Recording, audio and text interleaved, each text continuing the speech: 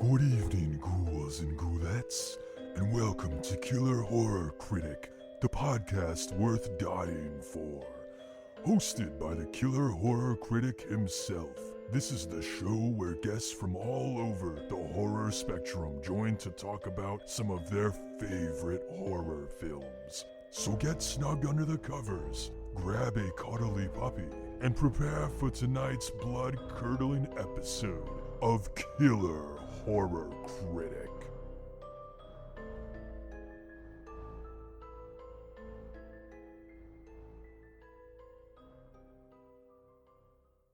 Good evening, horror fans, and welcome to another episode of Killer Horror Critic. I'm your host, Matt. And I'm Chris. And this is a podcast where my wife and I analyze and argue over horror films like a couple of drunks at the bar. So maybe never quite learn anything, maybe we never enlighten you, maybe we make you feel dumber while listening to us, but hopefully you just have a good time listening. So you all voted, and this month's theme is going to be Cabin in the Woods horror. Fuck yeah.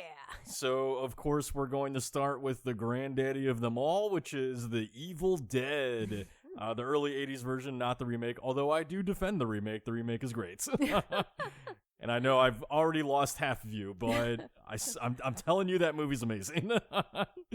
But anyway, so this is a film that was written and directed by Sam Raimi, who many of you probably know already. Also did the film, the little cult classic that I love, Darkman, which I still say Josh Rubin definitely needs to get that project so he can direct it. He's calling for it. He deserves it. Fuck yeah, more Darkman. And for those who don't know, Josh Rubin directed Werewolves Within and Scare Me, so please just give him that goddamn movie already. That would be amazing. It would be pretty great. But yeah, Sam Raimi also did Darkman. He also did the Spider-Man movies, the early ones, not the shitty ones. And he's also doing the, the Into the Mouth of the Multiverse or whatever crap. I can't remember. What? I don't know. I get lost in Marvel. They've changed this title so many times, it feels like. But Oh, the Doctor Strange one? yes. Okay. In the Mouth of the I forgot what it's called. Anyway, it doesn't matter. It doesn't matter because it's Marvel and we're talking about Evil Dead. So, yeah, take that. America Chavez shows up in that movie. I don't give a shit. I know. So anyway, so this one, if you've never seen it, is essentially pretty straightforward. It's about a group of people who go to a cabin in the woods and find themselves one by one becoming possessed by a bunch of evil spirits that are there. And I don't need to get much further than that with you. We are going to get into spoilers with this film, so we will let you know when we're getting into spoiler territory with this. But as usual, we have our usual spoiler-free content. So as far as releases go this week, there's a few that are pretty interesting. One that I'm really excited for you all to see. First up is a film called Teddy, and these will all be out by the time you're listening to this, but there's Teddy, which is coming to Shudder, and this is essentially a kind of pseudo Ginger Snaps type werewolf film, only from the male side. All right. Although I would argue it's not anywhere near the quality of that. Teddy's interesting. Teddy is...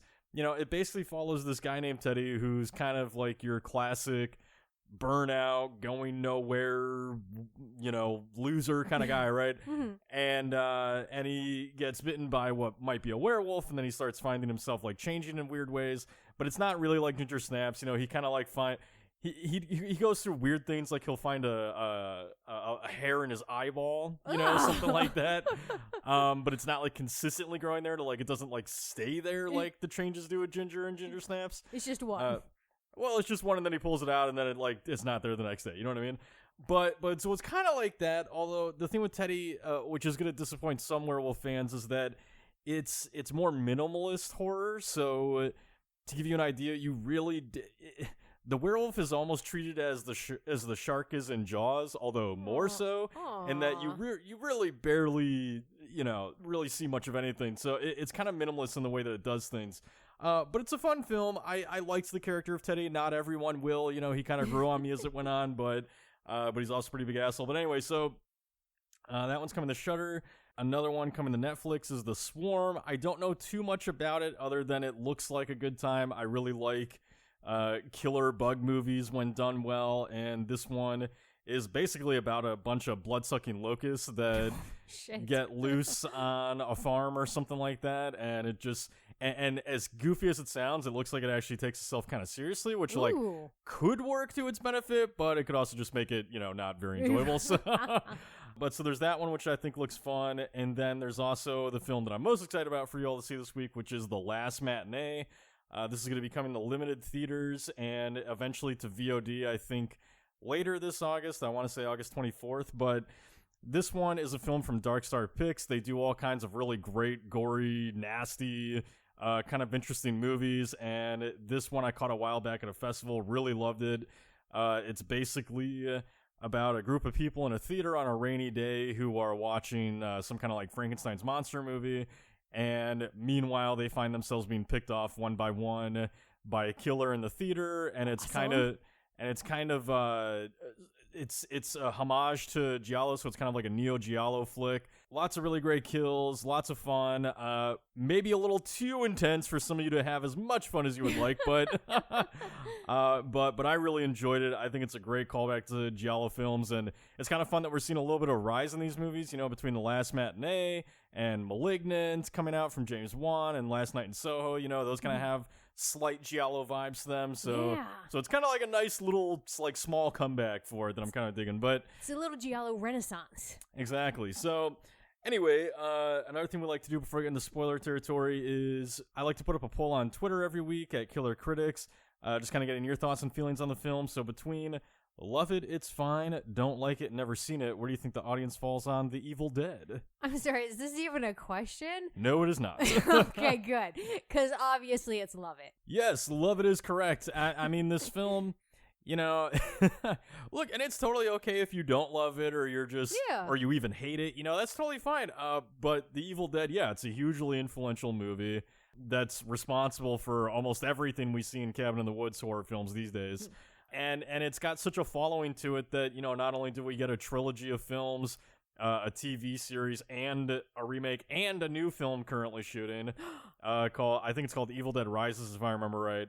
But not only did we get all that, but we've had this following for decades. They just came out with a documentary called Hail to the Deadites, which is all about like Evil Dead fans. Amazing. That's super charming, and if you're an Evil Dead fan, I highly recommend it. It's a lot of fun. But yeah, no, this movie is beloved. I mean, and it's got one of the greatest icons in horror that's not a villain, Bruce Campbell as Yeah. Ash. So He's but the best final girl. he is the best final girl. Well, no, I don't know about that. I actually really love Nancy and Nev from Scream. But Fair enough. but he's right up. He's top three or top Top four. three. But anyway, so yeah, the results for this are 80.7% love it, 15.2% say it's fine, 2.9% don't like it, and 1.2% have never seen it.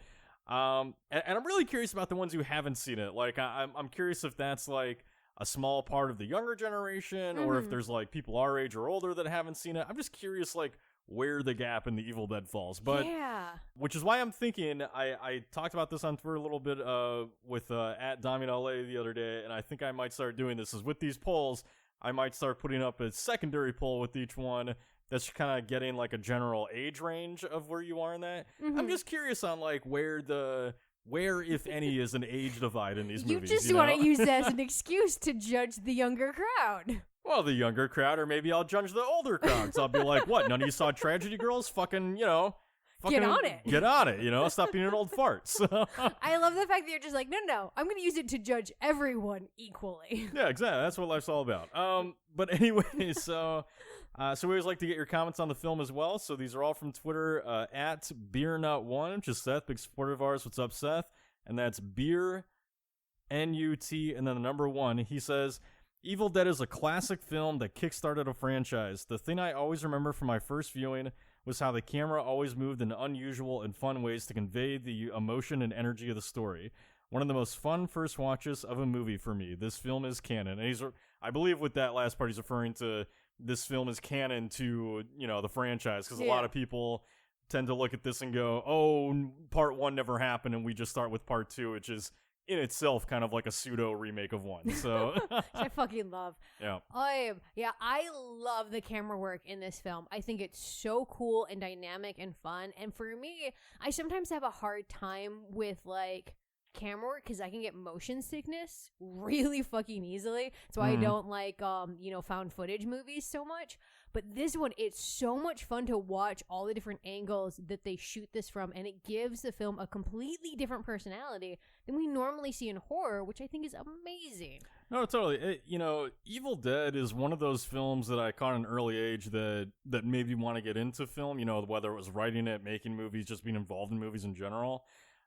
Because the camera work is so different, for that time. I mean, when The Evil Dead came out, I could be wrong. I just don't think that people had often seen anything quite like it. Like Seth is dead on in that this movie just has an energy to it that you just didn't get that much, Yeah. Like there were movies like Texas Chainsaw Massacre, which had this really like vicious kind of in your face energy, right?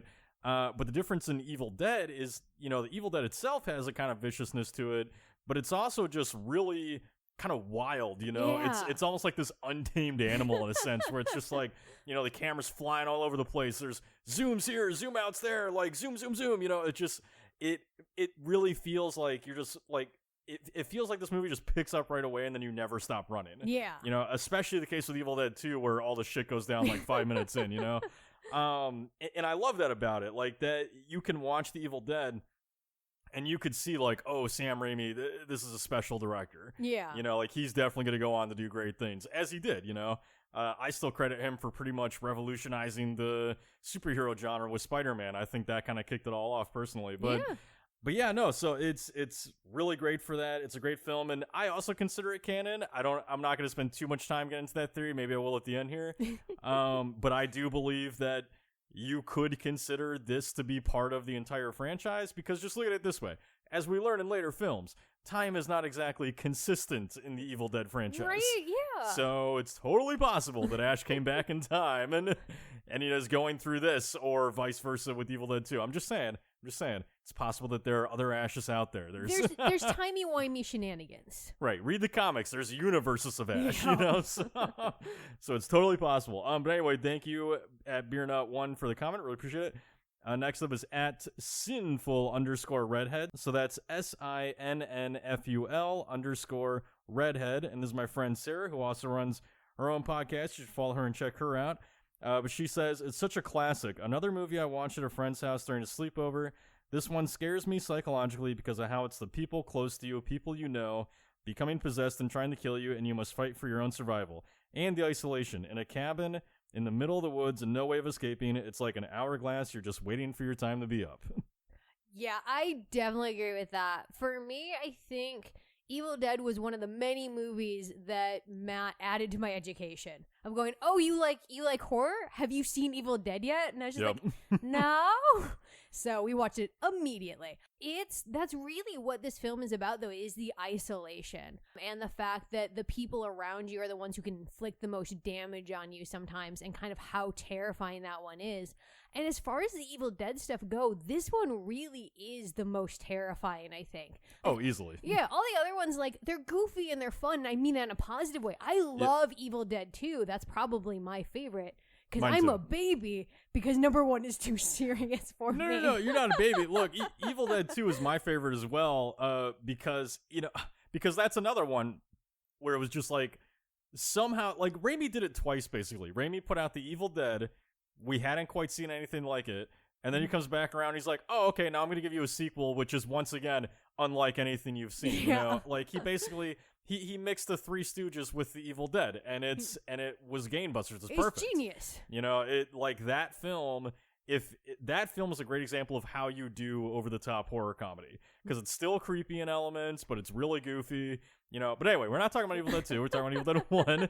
And no, I agree. Like that, we're gonna get deep in the psychology of this with, you know, kind of how that element plays into the film. I got a lot to say about that. I'm sure you do too. But no, I think that element of it is terrifying. And look, that last part with the hourglass, you know, I told Sarah I love that idea too, because, you know, for me, that was always kind of part of the draw to horror films, in like a weird way. I've never quite put a finger on exactly why this is, but part of the fun that I've always had with horror, part of the fun I've always had with writing it and reading it and watching it, is that, you know, there's something about that hourglass element of people being picked off one by one in an isolated area like that, where I just sit back and with a cast like The Evil Dead, where, you know, none of these actors were famous at the time, no one really strikes you as the main protagonist in the film until, you know, after the midway point at least. And so because of that, you're just watching this and you're like, who's gonna make it? You know, like there's just like such a weird joy to like watching which one of these people is gonna get out of the situation alive, right? Yeah. Or are any of them going to? And so so I was just kind of dug that element of it. So anyway, thank you at sinful_redhead for the comment. Really appreciate it. Next is at Tall Tim Koval. So this is Tall, TIMCOVELL.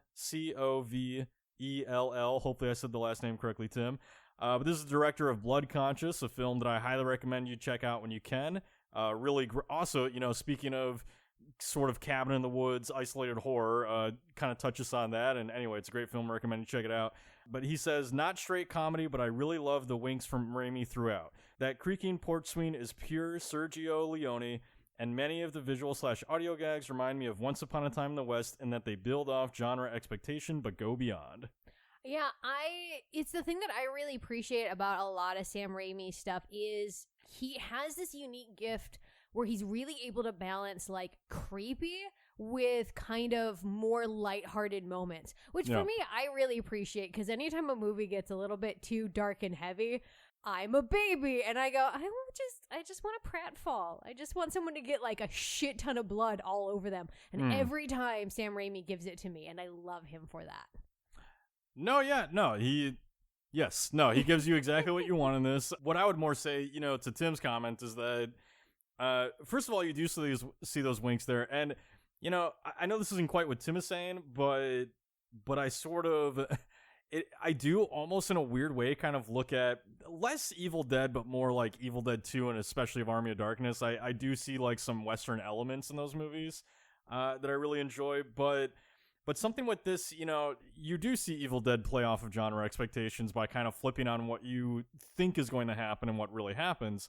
You know, and one of those being that I don't think it's a spoiler to say that Bruce Campbell's the star of the movie, you know, because I would hope that even if you haven't seen it, you at least, you know, you probably know that Bruce Campbell stars in the Evil Dead franchise by this point.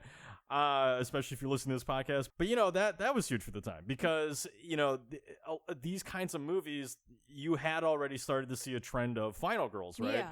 You know, these women that survive situations like this in horror movies. And, you know, Bruce Campbell was kind of that rare character who was sort of like a male final girl, right? Like you just had an... He's our final boy. Right, like you've seen that plenty of times in other types of horror movies, you know, sci-fi films, animal attack movies, all that kind of stuff, creature features, you know, men are primarily the survivors of those movies for some reason. But The Evil Dead, it kind of plays out a little bit more like we're used to with other slashers and films like that. So him surviving in the end and kind of being like our main hero, you know, that was a little bit of an unexpected thing at the time. So anyway, thank you, Tim, for the comment. Really appreciate it. And then again, that's at Tall Tim Kovel, Covell. And then next up is at Craig Jones 01. So that's CraigJones and the numbers 01. And they say often emulated, but never bettered or even matched.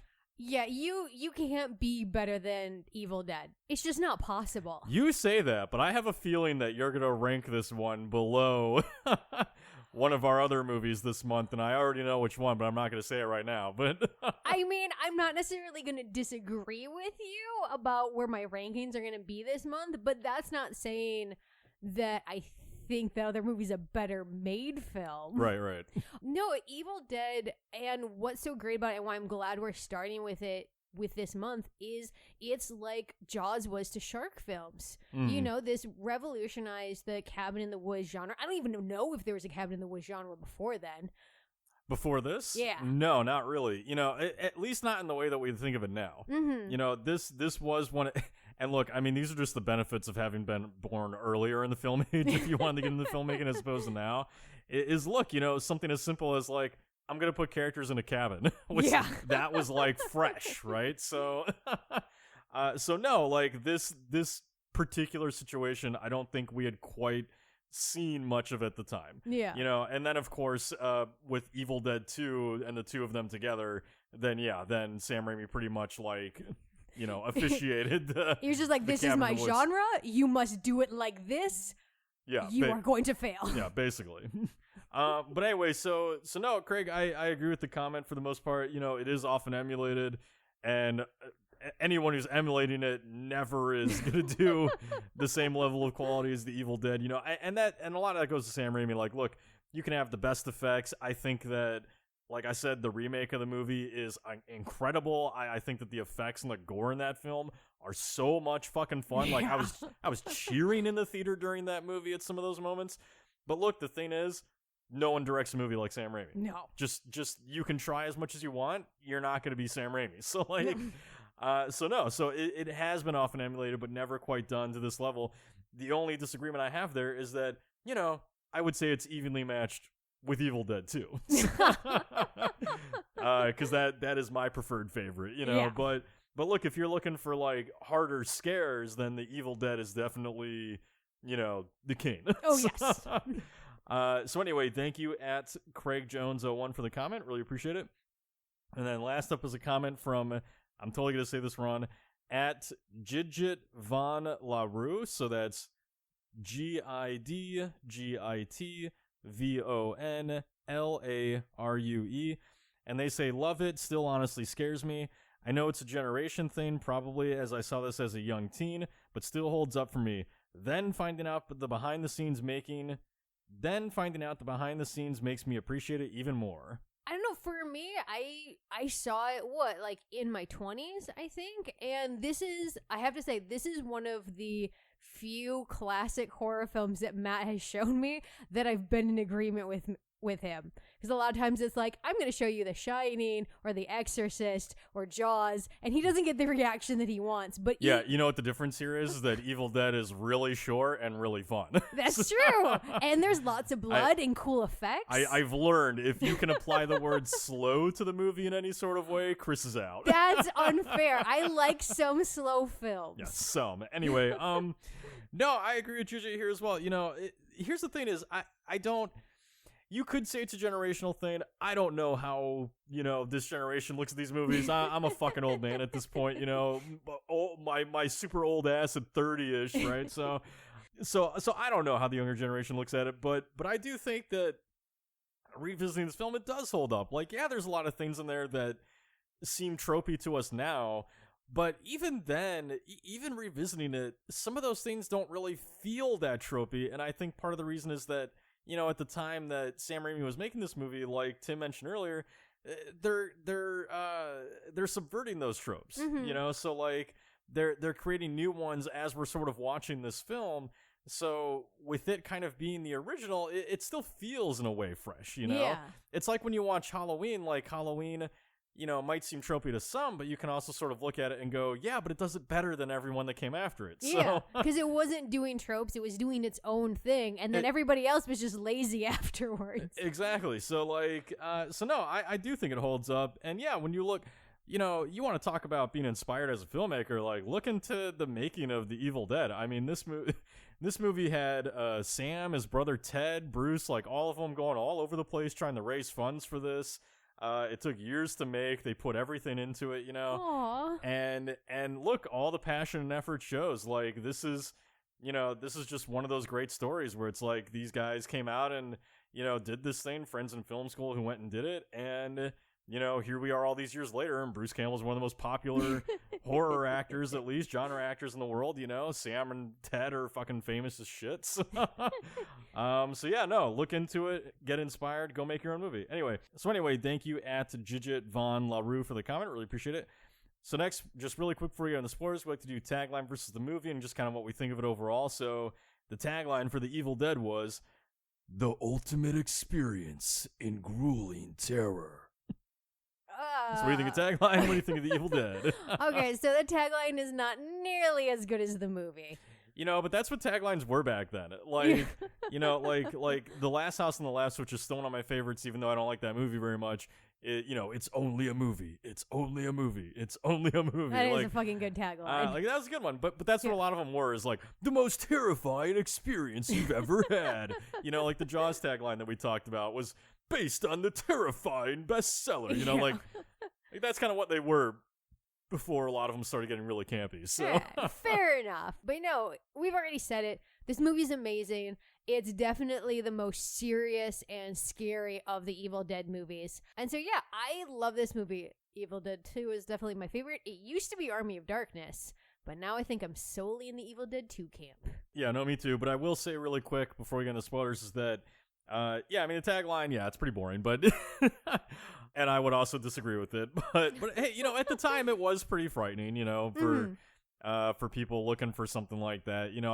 Basically the whole, which we'll get into this more in a minute, but, the whole idea behind the Evil Dead was Sam Raimi wanted to make a movie that would play at, the sort of drive-in setting and would kind of fit into, like, the Grindhouse sort of film movement at the time. Mm-hmm. So, like, there's a reference to The Hills Have Eyes with a poster in the film, and that's basically the kind of movie he was trying to emulate. Like, in a sense, he was trying to emulate Wes Craven and Last House on the Left and The Hills Have Eyes or The Texas Chainsaw, movies like that, because those are what were really popular and can make you a ton of money, practically overnight with horror if you did it well enough, right? So, because audiences were craving that. They wanted something shocking, at the time. So that's kind of where it came from. So I get why they use that tagline. But anyway, the thing I'll just say really quick is, this film fascinated me as a kid who hadn't seen it, because I still remember The Evil Dead as being that between this one and part 2, these were two of the movies where every time I'd go to somewhere like Blockbuster, I'd stare at the VHS covers.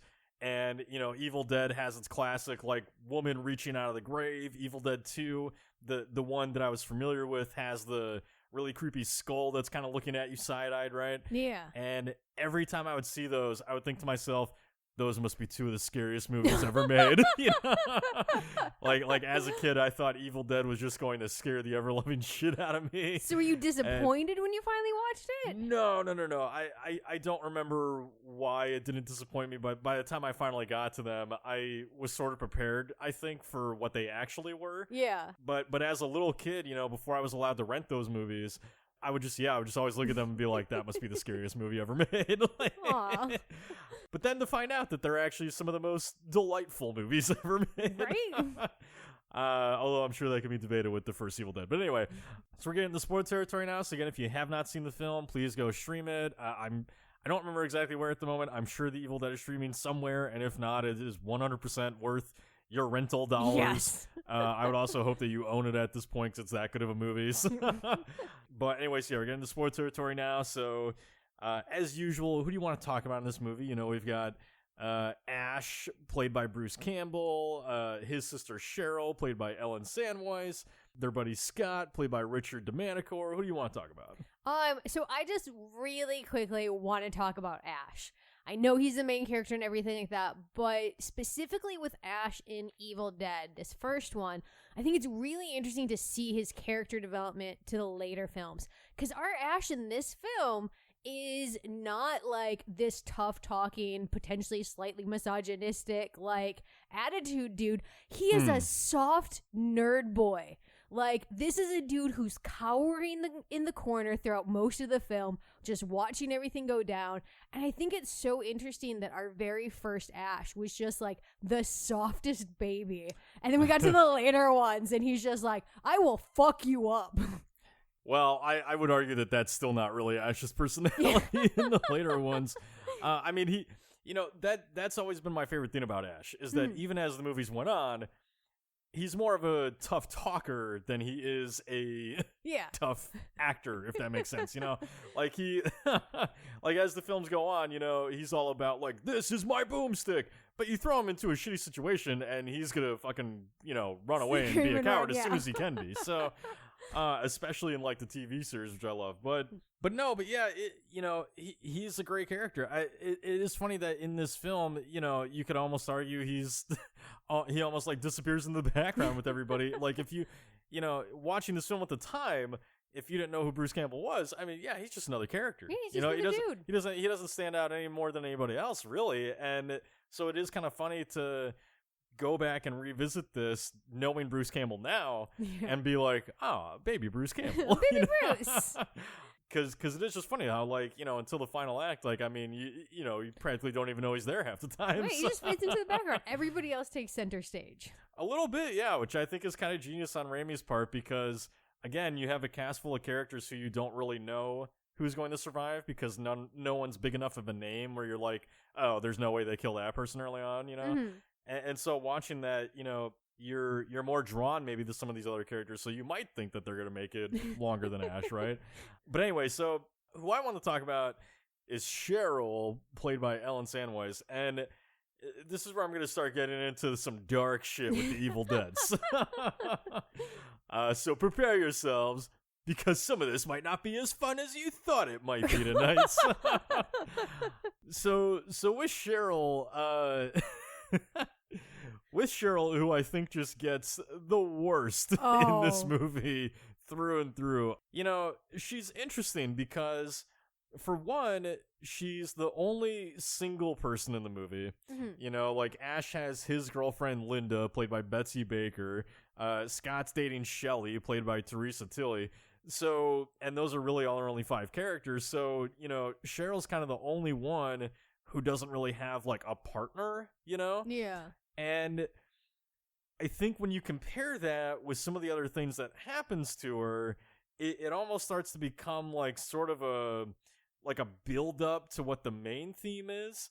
And look, I'm just, spoiler alert, the main theme of this movie to me, misogyny. So, misogyny and domestic abuse. Hilarious. Hilarious stuff. So get ready to laugh. Sometimes I feel like I talk like John Mulaney on this podcast.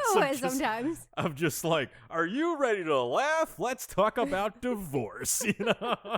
So, no, yeah, the thing with her is that, let's look at it this way, okay? So a major thing that begins to play into the movie, to me, is misogyny and, like, abuse and stuff like that, which, Yeah. don't worry, we'll get there. We'll cover that. But when you look at Cheryl's character, Cheryl is the one who gets a very unpleasant experience with the tree. And look, I'm trying not to be super dark about it, but she's the one who gets that with the tree. And, you know, it sort of strikes me that she is the only one without a partner. And basically, like, it feels like it's the film's revving up to the themes that come later, which, I mean, the ultimate theme of it is men are dangerous, but Yeah. but to me, this beginning part is sort of like, you know, sort of calling Cheryl out as like an easy target, you know? So, like, think of it this way. Chris is married to me, and let's say we have, like, another wife friend who's married to someone, right? You know, Chris and her are hopefully less in danger with us, you know, but our single friend who's dating and seeing a new person every week, they're a little bit more in danger, maybe, right? Yeah, So- there's a potential for, it's the unknown risk, and I think that's what you get with the tree, is that, like, when you're with a partner, you kind of know what you're getting into, but, like, I think to your point with Cheryl and the tree, it kind of represents, you know, the dangers of being single and not knowing who you're ending up with, Right. and if they're a creepy, rapey tree. Exactly, because you never know who's a creepy, rapey tree these days. You know, never people, know. They're real good at hiding. People walk around and they look human, but you get them under the bed and there's just nothing but fucking roots coming out of their Just junk, you know? sticks. Like, it just sticks underneath.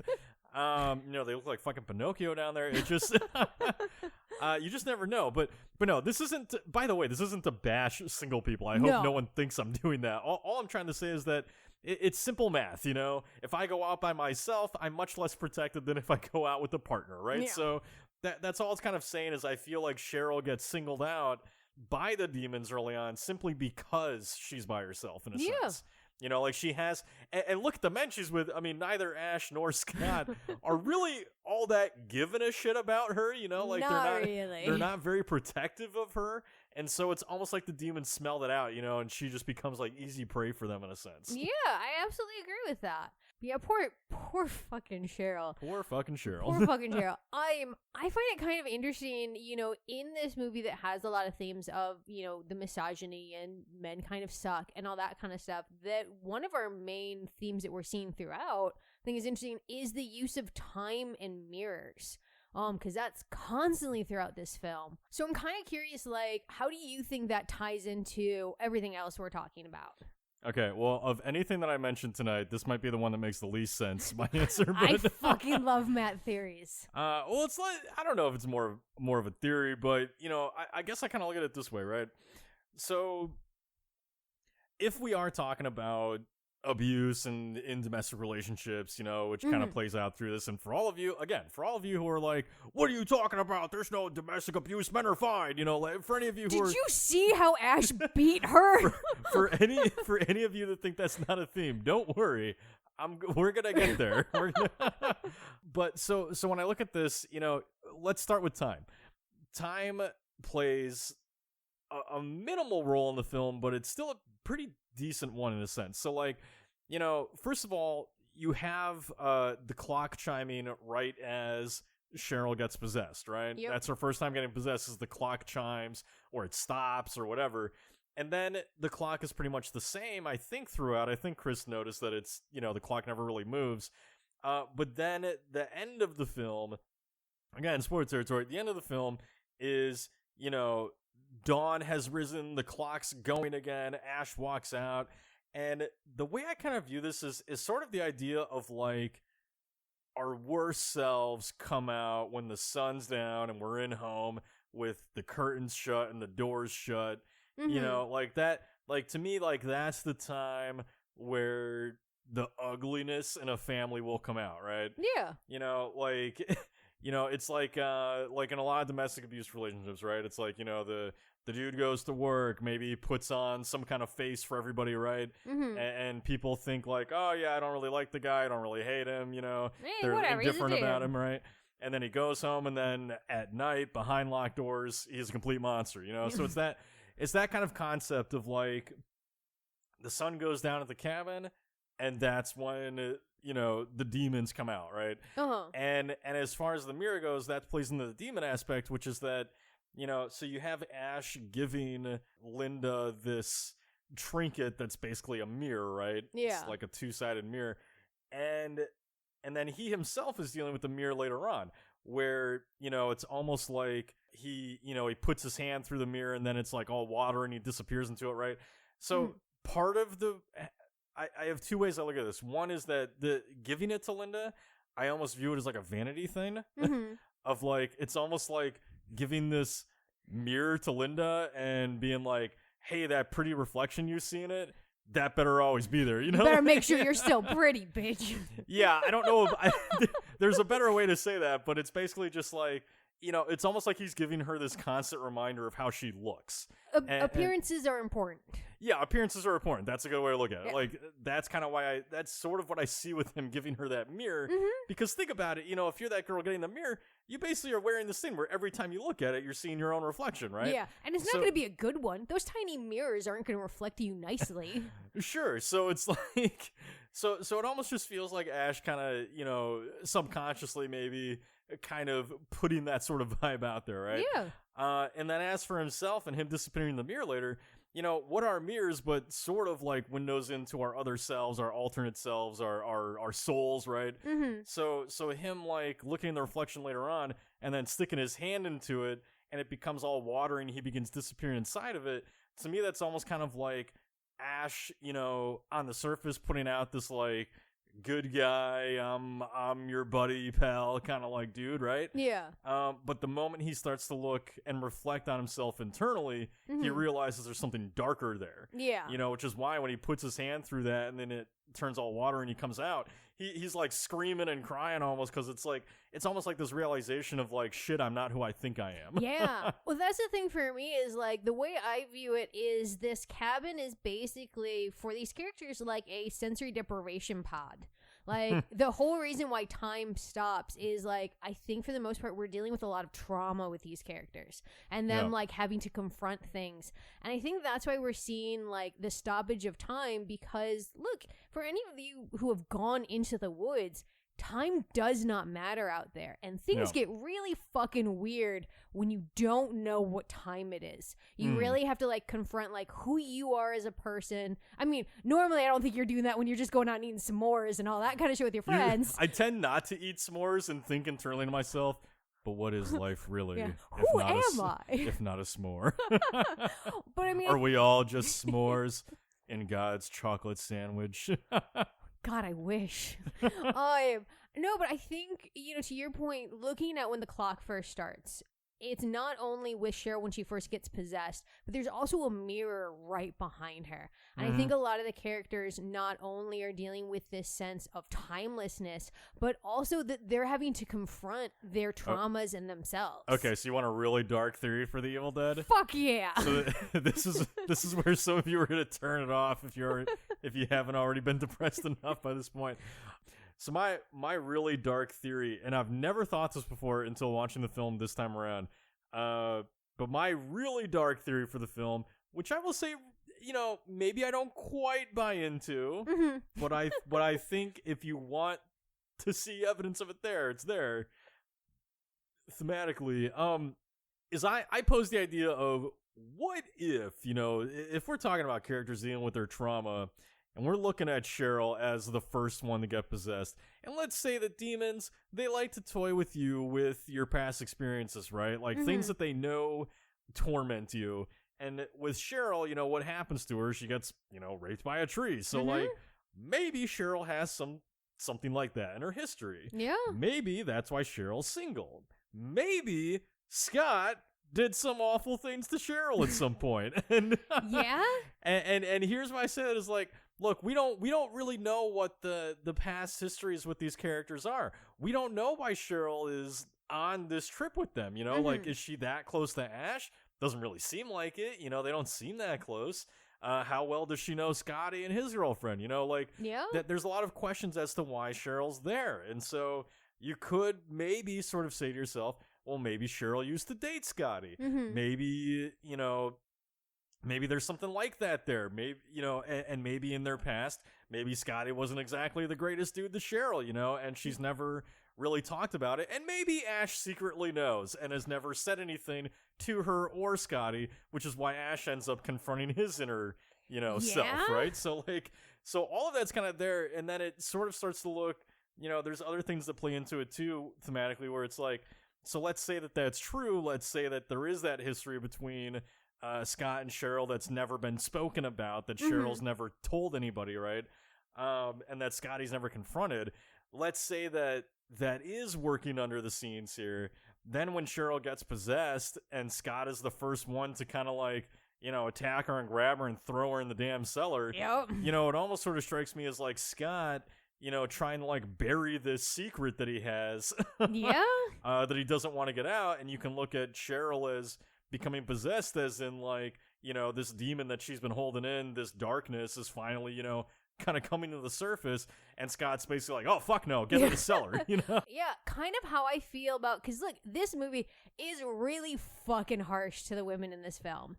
It's not great. No, it's not a fun time. But the way that I look at the women and specifically like their deadite forms is reflections of the trauma that they're dealing with. Like specifically looking at Cheryl, I think that it's a pretty accurate viewpoint of how, society kind of wants to deal with rape victims. Your point, Scotty doesn't want to deal with it. Nobody wants to look at it. Nobody wants to talk about it. Nobody even wants to hear it. Like, Shelley doesn't even want to hear Cheryl fucking breathing. They just shove it under the fucking rug. Right. Like, and I think, Cheryl's is very much very, very aggressive when she comes out, and her basically being like, this happened to me, it's gonna happen to all of you. No one is safe. And everybody's just like, yep, nope, don't want to hear that. You get in the fucking basement and we're not dealing with you. And then like kind of going on the like abuse thing that we kind of set up, I think that that's really evident with Shelley. Because look, Scott is a piece of shit. He's a piece of shit. He's a piece of shit. Like, he's a pretty hateable character. Scott, like, goes real, like, you get moments with him, like, in the beginning where he's just kind of talking down to Shelley. I can't remember any, like, specifics, but there is a moment where even jokingly, he's just like, I'm gonna punch you in the fucking face. Oh, yeah, no, his exact words are, I'm gonna break your face. Yeah, like, that's not something you even jokingly say. Like, my wife and I joke with, comments like that, but we've never said anything that's, like, as as harsh as "I'm gonna break your face," Right? you know? At least not in front of other people who might take it the wrong way. and that's kind of the thing with this is that, like, I feel like with Shelley, I think definitely for how quickly Scott is ready to fucking fight her, stab her, throw her in the fire, and disembowel her. Well, look, something I want to say quick before I get to Scott is that, you know, I think you're dead on with how the Deadites are basically treated. Because, you know, if you're talking about the way the women are reflected through their Deadite forms, I mean, for God's sakes, look at Linda. You know, again, I was mentioning earlier, we're talking about like vanity and Ash's sort of view or expectation from her, right? Yeah. Look at Linda's Deadite form. She's all like dolled up, rosy cheeks, deep eyeshadow, right? Like she looks like a doll. She's the Stepford wife of Deadites. Okay, yeah, sure, we'll go with that. She's a Stepford wife of Deadites, you know, and like, you know, and that plays into what we were talking about earlier with like the way Ash sort of maybe views her, right? If you kind of read into it. But you know, yeah, as for Scotty, like this is where all the sort of, you know, kind of male violence and, you know, misogyny and stuff starts working into the film is this part, which is that, you know, just look at how everything's kind of presented. Like, first of all, yes, the three of our first characters to be possessed are all the women. Yep. You know, like Scotty doesn't even become a Deadite until like the very end of the movie, right? And Ash never becomes one. So it's like your three women are becoming Deadites. They're the ones that are getting possessed. There's a sort of weird kind of twist on Dracula in a sense where, you know, there's just like this thing of threes with women, right? In our culture, like Dracula had his three brides. If you look at like older medieval stories and stuff like that, there's always the three witches, right? Yeah, it goes back to the Fates. Right, the Fates. So you know, there's that kind of element here. And personally, I've always found all those things to be a little bit misogynistic, you know, especially the Dracula's brides thing. So that's kind of playing into it. But then, yeah, you have Scott saying things like, "I'm gonna break your face." He makes the classic comment of, "It was just a joke," you know, when he does something that's pretty offensive, or when he keeps playing the tape and like driving Cheryl nuts, right? And then he even has the line later on where all the girls have been possessed at this point, and he goes to like try to escape, and Ash is like trying to figure out what to do, and Scott's just basically like, you know, referring to Linda, "She's your girlfriend, you take care of it," you know. Yeah. And it's just like it's that sort of comment. It's like Scott looking at these women as possessions, right? Yes. He doesn't look at Linda as a human. He looks at her as like Ash's possessions. Yeah, So. well, and I think that's really evident when he's fighting Shelley, because there's a moment where he's telling Ash to like basically join in the fight, and it starts with him saying like, hit her, and it changes to hit it. He like immediately is just like, nope, this is a thing. Like this woman who's so filled with rage at her treatment that she's trying to claw his fucking face off and making jokes about like, "Oh, am I not pretty enough for you now?" Like she's doing all that kind of stuff, and that for him like even dehumanizes her more to the point where he's just like, "Fuck it, she's just an it. Hit it. Get it off me." Oh, totally. And there's little subtle things too with like what kind of person Scotty could be. You know, in the sense that, like, again, if you're looking at the Deadites as an expression of, you know, inner demons and trauma and that kind of stuff, look at, like, kind of the inciting moment in the movie, you know, which is when the cellar door opens up. It happens right as they're all around dinner, and I think Scotty says something and then takes a drink, and then that's when the door pops open. Yeah. And it's almost kind of, like, implying, like, you know, maybe Scotty's a bit of an alcoholic, too. And what happens with... You know, a lot of alcoholics in domestic abuse situations, they become more of a monster when they're drinking, right? Yep. So that's sort of there. And then, yeah, and he's the one who has, like, no problem whatsoever chopping up the women the moment they're possessed, whereas Ash is, like, really struggling with it, right? Yeah. The one thing I will say to, like, Ash and Linda and, like, Linda's Deadite form is I think that they're a representation of kind of, like, how exhausting and potentially demoralizing, even falling into just, like, basic gender roles can be, because I don't think that Ash is like necessarily a bad boyfriend. Having said that, I'm not saying that. He does go from 0 to 100 and like fucking kicks her ass at one point when he's tired of listening to her. So there's definitely something still simmering underneath. No, yeah, it's not about Ash being a bad boyfriend. No. I'll get to that in a second. I just want to make one last observation about the whole, like, you know, misogyny thing, which is basically one last other thing here. Notice where all of the women become possessed. Every single one of them gets possessed in the bedroom. Yeah. That's where they are attacked by the demons, is in the bedroom, right? Just supposed to be like this private, safe place, and it's Yeah. not for them. So, Nope. but no, as for Ash, like, and this kind of, moves into sort of talking about like him personally and the ending. The thing with him is that, it's not necessarily he's a bad boyfriend. It's more so like, it's kind of interesting with movies like this that are made by men, where it's like, I in no way think that Sam Raimi's like a misogynist or anything like that. No. I don't think the movie implies that. I'm not implying that about him. But I think that, we all kind of, like, every filmmaker, every writer, we all kind of write about or make movies about the things that trouble us. Yeah. Sometimes they're conscious things, sometimes they're subconscious. Like, I always, kind of do things that deal with family, and I don't have a great relationship with mine. So, Yeah. so when I look at this, it almost seems to be like, well, Raimi might not be conscious of it. It's almost kind of like telling that story of, of a man who maybe wants to be better, Mm-hmm. but isn't, Yeah. or is dealing with the things, like there's a lot of men these days who are maybe kind of dealing with something like, like I know I've dealt with this, of sort of dealing with realizing like, oh wow, like women are really mistreated in the world, right?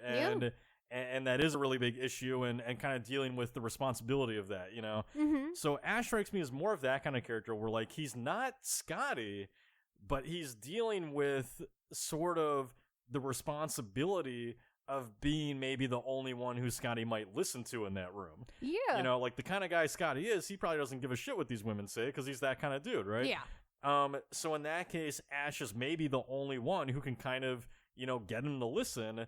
And that sort of speaks for like the responsibility that all men kind of have in our society of like calling out shit from dudes like Scotty, right? Yeah, that's why for me, Ash in this movie really represents ostensibly the witness. Because we talk about this sometimes with the culture and toxic masculinity and all that kind of stuff, is that, one of the bad parts about it it's definitely the people who are doing and participating, but it's just as bad to be the witness who's watching all of this. And I think that's Ash's role in this. He's the witness. He's watching this behavior. And Scotty even points it out, going back to when, Scotty was kind of tormenting Cheryl with the video recording until she freaks out and runs away.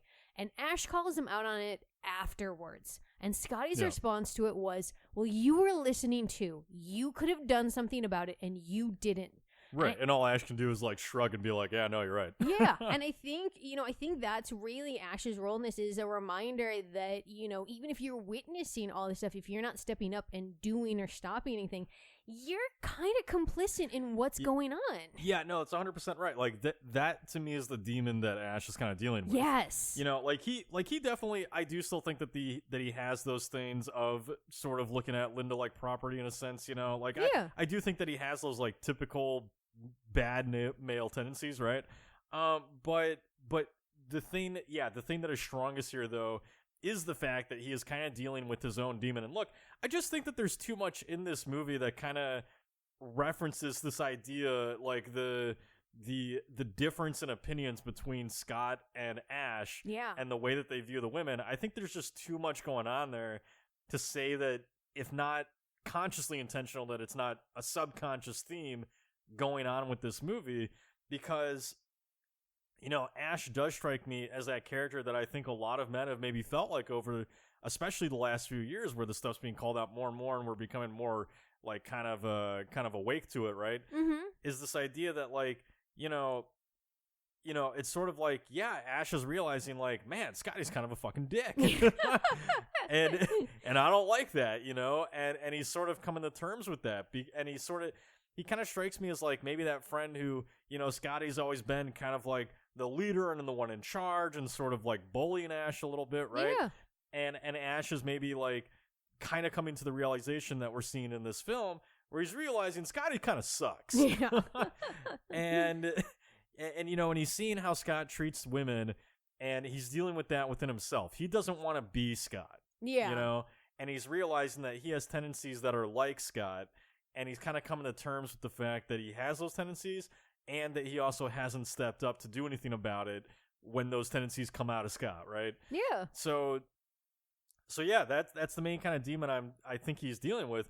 which is why I think that ultimately, Ash doesn't necessarily make it in the movie, because it's kind of it's sort of like a commentary on the fact that, like, those demons can consume you. Yeah. Like, if you don't actually fight and defeat it and do something about it, like, it will consume and make you become that or something. Yeah, So. I think it's saying, for me, I think that's why Ash freaks out when, like, he loses his reflection in the mirror, is because, to your point, he's really discovering these sides of himself, and he's not liking what he's seeing. Exactly. And he's, when that happens, you kind of lose sense of who you are as a person, and that's why he doesn't get to survive at the end. He was complicit in the stuff that Scott did, in the trauma the women went through, whether he meant it or not, and so he has to deal with it.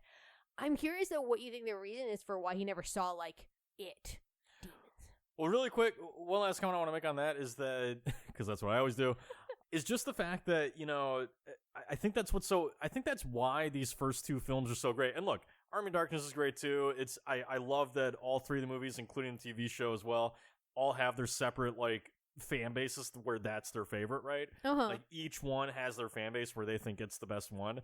And but I think what's so genius about the first two is that both really are, for as fun and over the top and funny as they are, they're at the heart of them psychological horror movies. Yes. Like, both are really dealing with internal traumas and psychosis of the characters, and this one, beginning to end, it really is, I think, dealing with that concept of Ash, really all of them, but in particular Ash, facing his own demon and his own tendencies and trying and failing to overcome that, As far as us never seen it, I mean, again, I just relate that back to sort of domestic abuse in a sense where it's like, a lot of times people don't see that, like, you could, not to be dark, but it's like you could have a friend right now who's going through that and you wouldn't know it, And so I think that that's just why we don't see it, is that even if you're not going to look at domestic abuse specifically as the demons, just the traumas and stuff like that in general, those largely go unseen. Yeah. Like, a lot of people deal with their things without talking about them. And we don't always see the signs of it. And so, to me, it's like, that's what the it is. The it is the trauma and the darkness and what's lurking underneath, our surface level presentation of ourselves to people, right? Yeah. So that's why I kind of think that we never really see it, because that's just sort of, touching on the fact of that. I mean, obviously the real reason is, Sam Raimi probably just didn't want to show us it to make it scarier, right? Because it is that way. But I think thematically, that's why, is just that you really can't put a face on those things. Yeah, I think domestic trauma, which is kind of what we're talking about, either the emotional or the physical, it's also hard because there's kind of like, there's this stigma in it that if you're suffering from something like that, it's your fault. And it's not. It's the person who's doing it to you's fault.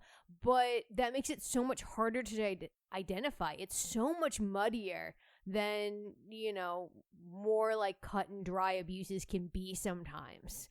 No. Like, it does feel like this overpowering wind just, like, roaring at you and coming at you in a weird spiral shape. Exactly. Yeah, no.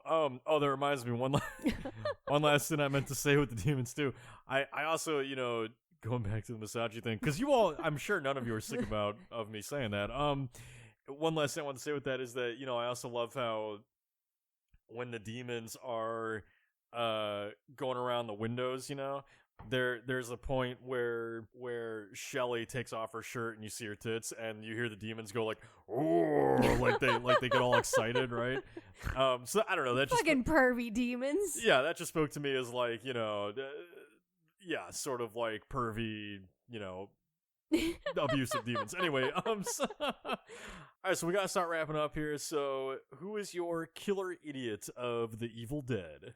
So my killer idiot is Scott. And the whole reason is he fucking knows there's a molesty tree out there. Cheryl told him, and he still goes out and gets touched by the goddamn tree. I don't think Scott. Idiot. I don't think Scott really does know that there's a molesty tree out Well, there. then he's also an idiot for not listening to women. Oh no, he's stupid for that. But Yeah. but I'm just saying, like, I get the impression of Scott that he's the kind of character where when Linda, you know, even after everything that they've been through, Mhm. he probably still doesn't believe that Linda got raped by a tree because he's that kind of dude. Cheryl.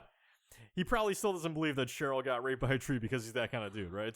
I definitely agree with that. And look, I normally don't wish any kind of harm on other people, but this is a horror film, so I'm gonna say he fucking deserved it. I love that he gets He got molested by a tree. He gets hit. That tree touches him everywhere. Everywhere. Look, he's coughing up blood later on, so that tree is probably still inside him. You know, at the court case, you got the lawyer asking, "Where did the tree touch you?" And he's just, There's a toothpick still inside him.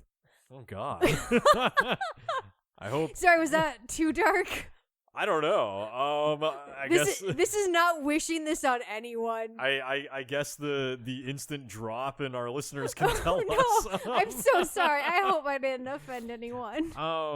But no, it's no, I say it's Scott too. I mean, look, for different reasons, you know.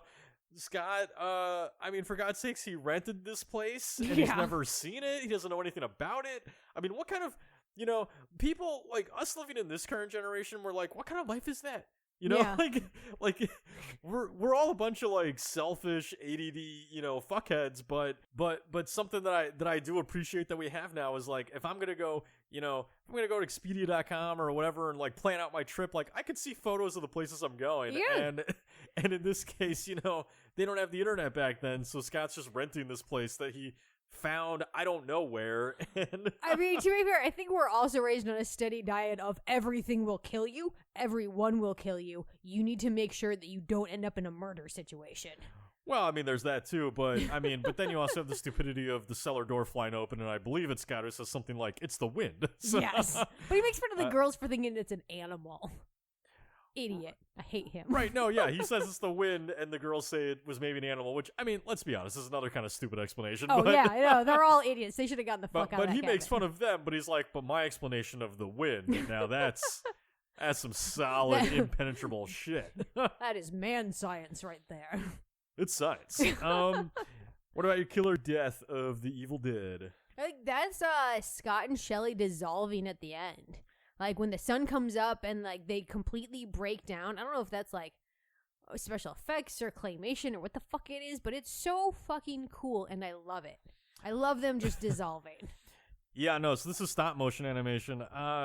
And yeah, no, that's actually my pick too. Yeah. Because so the interesting thing about the Evil Dead is, you know, there's less like kills in this movie Yeah. as there are just deadites getting fucked up. So so I give it to that as well because look, to me as a young kid, like that was the scene. I mean, look, the whole movie sold me, right? But that was the scene that just solidified this as one of my forever favorites because I'm a sucker for special effects. I'm also a sucker for stop motion stuff Because it's and amazing. claymation. I love both. I wish that we still use them in movies, but, you know, eventually studios and general audiences took on this concept of, oh, it doesn't look real enough, so we can't have it anymore. And I say, fuck that. It's fun, guys. Like, Yeah. this is the thing I miss with movies sometimes. It's like, when did we start saying everything has to be realistic and serious and stop saying sometimes it's just about being fun? You know? I love the fact that the Evil Dead franchises uses stop motion. Because we Yeah. get it in the following two, too, right? Oh yeah, and look, so that part of their kill, them dissolving, I think is really great.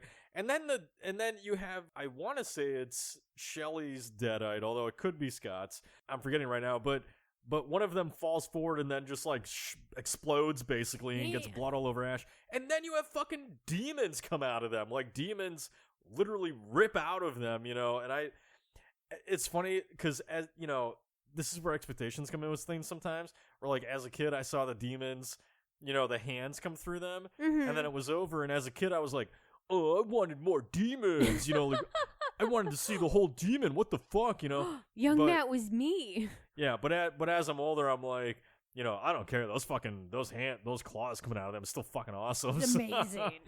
So no, yeah, it's that. What about your killer MVP of The Evil Dead? So I think I got the right person. Tom Sullivan, who did all the makeup and the special effects.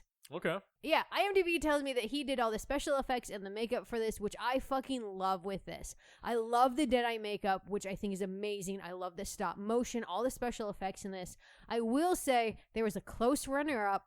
Number 2 place would have gone to that fucking moon that's superimposed in all the outside shots. Why are you so obsessed with the moon? I love it because it's so perfect. It's so perfect, and I love it.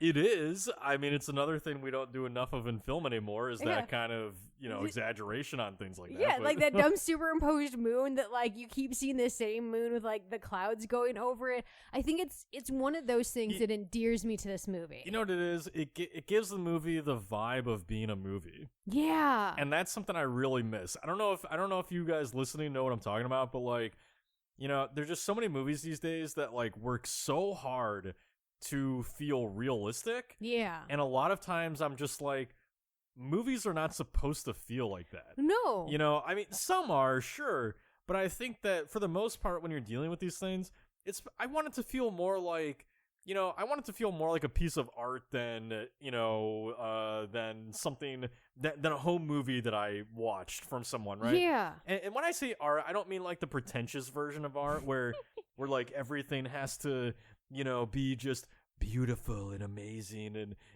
next level, like all that kind of bullshit.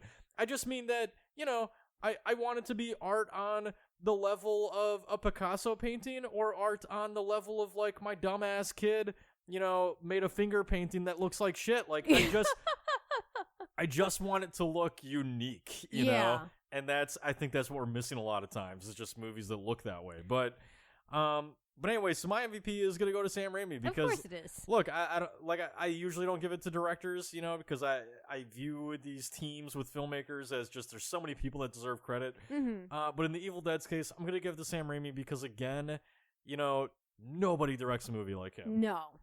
Like think of many of your favorite filmmakers. They don't direct a movie like Sam Raimi. And that doesn't mean that their movies aren't good. They certainly are. But there's just so few people out there that make movies with this kind of energy to them. Mm-hmm. And Sam Raimi, because of that energy that he brought to the visuals, is just such a huge reason for why this movie was so successful. Yeah. And why it stands out and why it stood the test of time. So well, and it's that thing of there's a lot of great directors, but there's only a handful of amazing directors where you can watch a film and know instantly that they had a part of it because their style is so unique. It's so them. And that's what's so cool about Sam Raimi, and especially when he's doing passion projects, is that you feel every bit of his passion for the project come through. And that's why we love Evil Dead. It was made by somebody who wanted to make that film and loved that film. And that's why we love it. Yep. And that's why I have a puppet Ash in our house. Exactly. So, anyway, so that's going to do it for us on The Evil Dead. So hopefully you enjoyed that and it wasn't too much talk about domestic abuse. And misogyny. I just love that, like, for those of you that haven't been listening for a long time, or maybe this is your first episode, you're just like, oh no, you're just like, wow, I was expecting some fun conversation about The Evil Dead. maybe we've ruined it for you now, where all you can see is just rape Ash and misogyny. and Scott and yeah. So anyway, so that's gonna do it for us on Evil Dead. Next week is going to be the film Cabin Fever. And I promise I will not spend too much time hating on Eli Roth and how much I hate him as a person. Yeah. But this is the only one this month I think I haven't seen. I'm really excited to see Cabin Fever, even though I know it's going to creep me out. Oh, yeah. You're going to regret that. I'm going to regret this movie so much. I already know it. I already know the 2 scenes you're going to hate the most. I've seen those scenes, and yes, I will hate them. So anyway, so yeah, next week